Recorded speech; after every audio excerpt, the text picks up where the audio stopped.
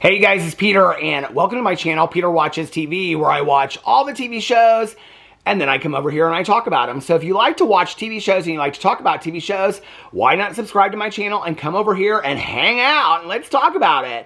And today, I want to talk about this documentary that I watched last night on Netflix. Oh my gosh, you guys. Okay, this documentary... Well, I didn't know a whole lot about this story, first of all, and it was unhinged. Okay, so Netflix is putting out this, Netflix is putting out this series of documentaries called Trainwreck, and the first one was Astro World. I started watching it the other night. I got like 10 minutes in, and I was like, okay, I'm gonna wait and watch this one later, and then they came out with Poop Cruise.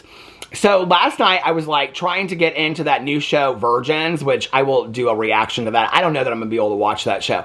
So I was like, I need something to watch because I wanted to pre-film a video for today because we, as you guys are watching this, are currently on vacation, my husband and I, to celebrate our birthday. So my husband's birthday was last weekend. My birthday is on the 29th.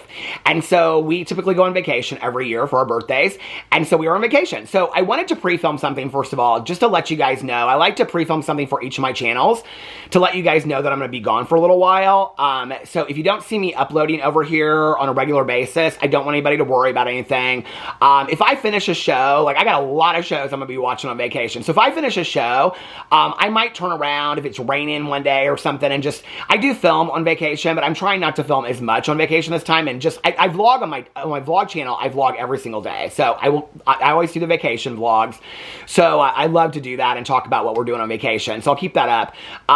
But I probably won't be filming a lot on my other channels while I'm gone. Over here, if I finish a show and I'm like, okay, I think I'm gonna talk about it, then I might just jump on camera for 15 or 20 minutes and film a video. But maybe I won't be back until, or maybe I won't be back on this channel. Maybe, I don't know. I won't be back on this channel until we get back from vacation. So I just wanted to let you guys know where I was at. And so people aren't like, where are you at? You haven't posted in days. As far as the 1,000-pound roomies reactions and the other reactions that I do on a regular basis, those will resume once I get back from vacation. So I don't want you guys to think that I'm giving up on those and all that kind of stuff. Those will resume, and I have new shows that I'm picking up on as well. We will not be going on a Carnival cruise, probably ever, okay? Probably ever, but we definitely won't be going on a Carnival cruise for this vacation. We're going to Mexico. So anyway, so while you're watching this right now, I'm probably by the pool or on the beach, and just soaking up the rays. Okay, so I want to talk about this documentary because I watched this last night because I was like, okay, I want to have something to pre-film for the day that we leave so I can let everybody know that I'm going to be gone for a little while. Okay, so this was not on my list of documentaries that I was going to watch. I had no interest in this whatsoever. I had no interest in a documentary called Poop Cruise. I was like intrigued a little bit of why it was called that, but I wasn't really interested in it. And honestly, I just got back from being with my cousin. She picked me up to run some errands and stuff. And I was like, you have to watch this you have to watch this documentary, okay? And she was like, is it really that good? I said, it's not that it's that good or that well done. It's just like the story and the way they tell it, it's sad at times, it's very serious, but it's also comical that they have people from the cruise ship years later that are talking about it, and it's just kind of comical how they talk about it. I mean, it's just an unbelievable story, honestly. And so I wanted to share it with you. Now, I have to tell you about cruises. So my husband and I, if you watch any of my other channels, you know, we travel quite a bit. And people for years have been like, I feel like every one of our friends, my cousin Caroline, everybody I know loves cruises. And so they're always trying to get us to go on cruises. They're like, you should go on a cruise, or you should go on a cruise with us. You would love this cruise. You would love that cruise. And we just honestly do not believe that we're maybe cruise people, okay? If I didn't think that I was a cruise person before, I can tell you I'm absolutely 100% not a cruise person now. And I know that this is just one experience. I mean, even at the end of it, they show this father and daughter, and they're like still going on cruises, and it says, but not Carnival or something like that. But just like, even the positive moments of the cruise where they're like all like, you know, around the pool and they're like dancing, I was like, that is too much for me. That's just too much for me. My husband, I can tell you right now, I was telling him about this documentary and he almost started gagging. Like, he cannot hear about like feces and stuff like that. He was like, I don't want to hear any more about it. I'm not going on the cruise. I don't want to hear more about it. So let me tell you about this documentary. I think it just came out on the 24th. and it's called Trainwreck. So Trainwreck is doing like all these different documentaries about different topics, okay? So on Netflix, it describes it as an engine fire leaves 4,000 passengers stranded at sea without power and plumbing in this wild documentary about the infamous poop cruise of 2013. Okay, so then when you go in here and you like read a little bit more about it, what was the poop cruise incident? The true story behind Trainwreck Poop Cruise. On February 10th, 2013, a fire damaged the cables powering the cruise ship Carnival Triumph, leaving 4,000 passengers aboard, stranded in the Gulf of Mexico for almost a week with overflowing toilets and sewage dripping down the walls. I actually think they returned to port on the 7th day. And then it says that after 5 days with no power and no water, the ship was towed to Mobile, Alabama, and evacuated. It broke its moorings and knocked 1 or 2 dock workers to their deaths, sadly. Carnival redid the ship and renamed it to the Carnival Sunrise. So people are still traveling on the ship today. Okay, so the whole documentary, and if you're going to watch this documentary, I can tell you right now, what I'm going to say probably won't ruin it for you, but you might want to watch the documentary first. It's 55 minutes. It's real short. So it's told from different points of view, okay? It's told from these 3 women that one of them was a bride, and it was her bachelorette party and her 2 friends. So it's told from there. And like the beginning of it, they're like doing all these shots and stuff. They're hilarious. It's told from this other guy's point of view, who he had just like asked his father-in-law if he could marry his now wife. And so it's from his point of view. And then there was a father and a daughter that she was 12 at the time. I don't know how much, well, you can do the math, but she's 12 at the time. And then his ex-wife is at home, so they interview her. It's told from several of the crew members, like one of the guys was a chef.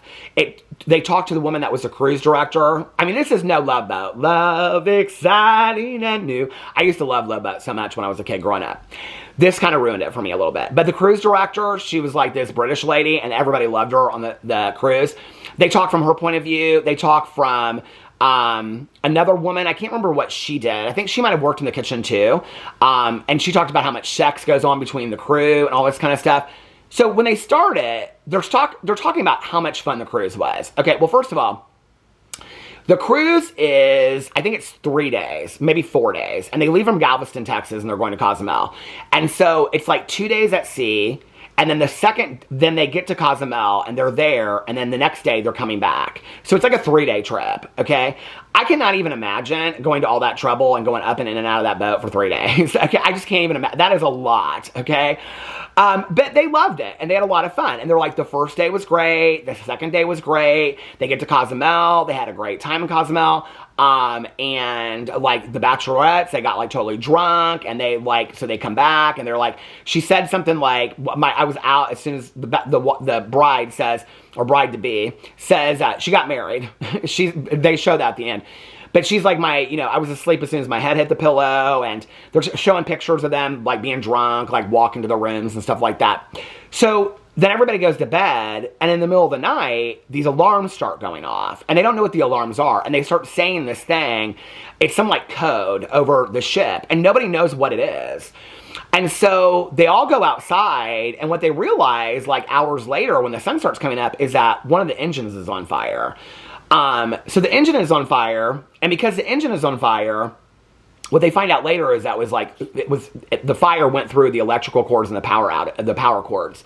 So they lost all electricity on the ship, okay? Well, they had other engines that they could use as like backup engines that did not catch on fire, but they couldn't even get into the room to see how bad the damage was because the fire just kept on going on. So then the electricity goes out. Well, the boat is powered by the electricity, so now the boat is just stuck out in the middle of the ocean, just floating. It can't move. Not only that, but they have no electricity for like refrigeration or to make food. So now all these people have no food to eat. They have no like clean water except for bottled water. There's no air conditioning. They were talking about how it like smelled inside the boat, and that it was like, I mean, just standing air. There was like, which was weird to me that like, I guess you can't open, like, I don't know, to get like crosswinds and stuff. So they can't even sleep in their rooms because it's so hot. So people start bringing mattresses out to the deck, and they start making like these little like tents and things like that. And then it was like an hour and a half you had to wait in line to get food, and the food would be like soggy bread with like tomato and mayonnaise on it. People were hoarding food. People were getting really nasty with each other because they were like, no, this is our area. You don't come into our area and all this kind of stuff. Well, then what happened was that the toilets weren't working because the toilets were part of the electrical system. So the crew had to come up with a concept, and this is where the poop cruise comes in. They had to come up with a concept of what they were going to do to tell people to go to the bathroom. So they literally come over the boat and they make this announcement that if you have to go number 1, go in the shower, okay? And if you have to go number 2, they're going to bring these red toxic waste bags and put them outside your door, and you're supposed to poop in this red bag, okay? The bride, when they're showing, they share that, and they flash back to her being interviewed, and she goes, what the fuck? And this other guy, the guy that was like there with his like father-in-law and whatever, he's like, there's no fucking way. He's like, I'm gonna hold it. I can make it through they're all talking about how they're gonna hold it in so they don't have to poop on this trip. Okay. So then what happens is, apparently a lot of people can't hold it in, okay? So they're peeing in showers, and they're pooping in the toilets. They're all trying to find a toilet that's like a workable toilet, but none of the toilets are working, okay? People are pooping in these red bags, leaving it outside their doorway, okay? Well, then what happens is, when the tugboat finally comes to pull them to shore, this is like a 2-day process, okay? It's like 2 or 3 days to pull them to shore. They've now been out there for 5 days with no electricity, or 3 days with no electricity, no, like, they can't go to the bathroom, all this kind of stuff, okay? So the tugboats are pulling them into shore, but as it does, it shifts the boat. So as the boats shift, okay, and a lot of the verbiage that they use in the documentary is hilarious because it's a lot of like kind of poop, like they'll indirectly make poop jokes. The toilets start overflowing, the showers start flowing. Like there's literally like urine and feces floating down like the carpeted stairs into like the Lido deck on the Love Boat. Okay, I mean, it's so gross. And they show videos of it. They show videos of the chef, and he's like standing in sandals in his room, and it's like 2 inches of like straight urine. I mean, I could not believe it. Well, no news stories were covering this because CNN was being contacted, but they're like, we had all, like the Pope, we had all this other kind of massive stories going on. Who was going to cover this 3-day cruise that was stuck? It wasn't like big news. Well, what happened was, at one point, I was just with my cousin telling her all this. I was like, I should just film that conversation because it was much funnier. But at one point, this other cruise ship comes by them and gets real close, and they think they're getting saved, right? But the other cruise ship is just like taking pictures of them and waving at them. And they're like, oh my God, we were like zoo creatures, like people coming to visit us at the cruise. Because they're like, they did not stop partying on their cruise ship. They're like dancing by the pool and drinking. And they were like, help, help, help. And they're just like, yay. And they're like taking pictures. Well, the people on this poop cruise realize that they haven't had Wi-Fi for like 3 days. So they haven't been able to talk to their family members or anything. Well, they realize that they can they're all like leaning all over the boat trying to get this cruise ship's Wi-Fi. And they realize they can connect to it for like a couple minutes. So they're calling their loved ones. They're sending them videos. Well, then CNN gets bombarded with all these videos, okay? And all this like insider information from people that are on the boat because their family members start sending it to them. So the new like CEO of CNN or the head at CNN or whatever, like he needed to make some like high risk decision to like get the numbers and views on the channel. So he decides they are going to go all in on the poop cruise. So like they are going to report on the poop cruise 24 hours a day. They're going to like hire or they're going to interview like maritime attorneys, and they're going to hire they're going to interview like psychologists of what the people are going through on the boat. So CNN literally carries the story and makes it what it is today, okay? Well, because of that, like Carnival put out this statement and was like, yeah, they're like out there at sea, but everything's fine, don't worry about it. So they put this statement out that was completely untrue. And so then when the news coverage, they are thinking that they're going to get just bombarded with all this negativity and all this media negative attention, right? But finally, when the boat does come into shore, and in Alabama, in Mobile, Alabama, when they finally do come into shore, when the people get off and the journalists are interviewing them and stuff, what they said was that the crew was fantastic. I mean, it's not just a story about the guests that were on the cruise ship. It's also a story about, I mean, these workers had to continue to work through these situations. They had to try to make the experience as possible, nice as possible for the people, and try to like meet their needs and whatever, with no electricity, no working toilets, no food, no water, and they still had to do their job. At the end of it, the cruise director was like, I'm really proud of how like we made it through it. So when the people were getting off the boat, they were singing the praises of the crew, which I love that so much, you know, that they didn't blame it on the crew. It was like, you know, I can remember back in the day when I was a kid, my dad's like, if you don't, like your steak, don't take it out on the server. Like, it's not their fault, And I love that. It wasn't anybody on the boat's fault that the engine, like, caught on fire. I mean, I don't know. Maybe it was. If somebody said, they'll be like, well, it actually was Judy Smith's fault. I don't know. But it wasn't the cruise director's fault. And so that was kind of what took away the media attention. Now, afterwards, okay, by the way, the bride, she ended up getting married, and at her bridal shower, she gave away bridal gifts in a red toxic poop bag, okay? She was taking Imodium the whole trip because she was like, I am not going to poop. The guy that was with his father-in-law, he finally, after like 4 days, he was like, I have to poop. I can't hold it any longer. And so he's like going up and down. He recorded the whole thing on his phone. And so they're like talking, he's like, is there a bathroom? This woman's like, no, that bathroom doesn't work. They're like going in and out of rooms trying to find a working bathroom that's not like overflowing with shit. It's so nasty. So anyway, I mean, he tells all these funny stories, but afterwards, this maritime attorney gets involved to do like a class action lawsuit against Carnival. And what he finds out is that when you buy your ticket for a Carnival cruise, now they have changed it since then, okay? And they've changed all their rules and all this kind of stuff because they settled out of court for this class action lawsuit.